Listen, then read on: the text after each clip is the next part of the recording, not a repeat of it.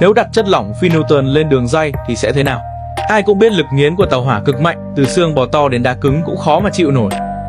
Còn chất lỏng phi Newton là một vật chất đặc biệt, mềm nắn rắn buông, khi chạm nhẹ, nó như chất lỏng bình thường, nhưng bề mặt hễ chịu áp lực là lập tức cứng lại, đến đạn bắn cũng khó xuyên, xe hơi chèn qua vẫn giữ tính rắn chắc. Vậy nó có chịu nổi bánh tàu hỏa không? Để kiểm chứng, người ta dùng một đoạn đường ray bỏ hoang và một đầu máy cũ để làm thí nghiệm. Họ cho chất lỏng phi Newton vào bóng bay, đặt lên ray rồi chờ đoàn tàu lao qua. Khoảnh khắc bánh xe cán tới, quả bóng vỡ nát rất nhanh, nhưng phần chất lỏng phi Newton bên trong lại bắn tung tóe dưới dạng khối rắn.